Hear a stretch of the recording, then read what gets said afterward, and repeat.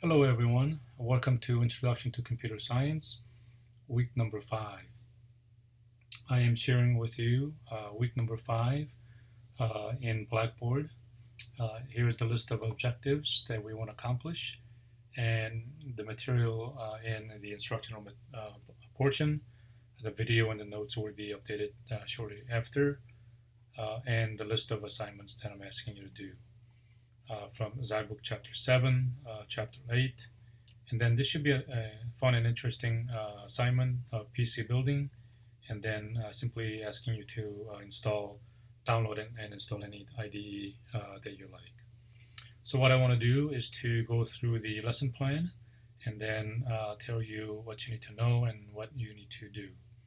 So if you click on this, you should get this assignment here or download.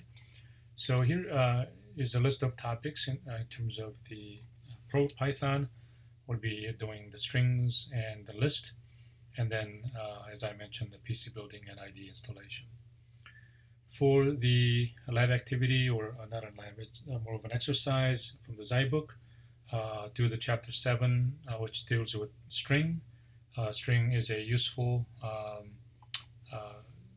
feature that we need to know about, where you can manipulate slicing and putting them together and formatting and whatnot.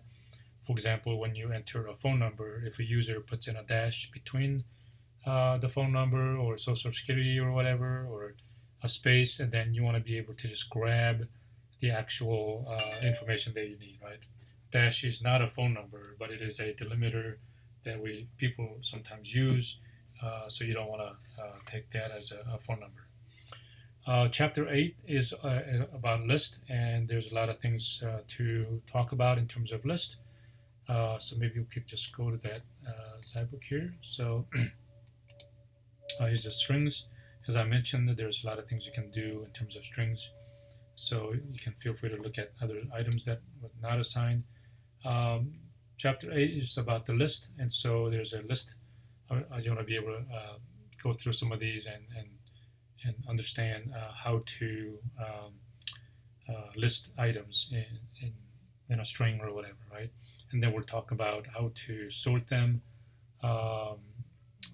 maybe in ascending order, descending order, or do you want to be able to find things in a list, right? So we'll talk about those things. This, as I mentioned before, this should be an interesting assignment for you. We usually do this,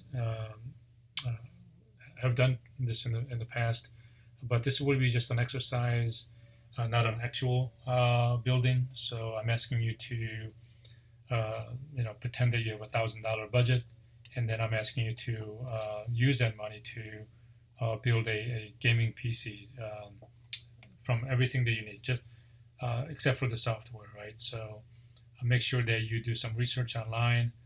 Here is one YouTube that you can watch. You can also refer to the textbook chapter 5. Here's the page numbers that you can look. But be sure that you get all the items you need, right? The monitors, the system boards, the fan, and the cover, and all of that, right? So and the RAM and the hard drive. So gaming computer should be pretty fast. So don't skip out on the quality or the speed of your machine. The budget is $1,000, so I don't think you should have any problem. But make a list of what you are buying, where you're getting it from, how much it cost, and then submit them. Finally, we do need to download and install an IDE. I want you to be able to download, not just to be able to use the online editions, but be able to download and install a software. So you can look around whatever you want. I've already talked to you about the Thorny as well as the online. The PyCharm. So they both come in Windows, Linux, and Mac OS. So if I go there, see, this is how the Thorny looks like, and as you can see, Windows, Mac, and Linux, it's available. So it's really easy. As you can see, that I've used this here in previous demonstrations. Really easy layout and simple to use. If you want a PyCharm more broadly used, it comes in Windows, macOS, and Linux as well. It comes in two flavors, professional and community. I just use a community for the purpose of this class, and so feel free to download and whatever you want. Okay, I mean, feel free to use any other ones.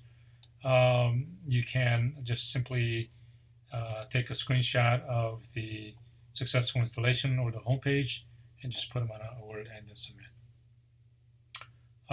So that's it for this week. Hope you have a good week. And as always, if you have any questions, feel free to email me.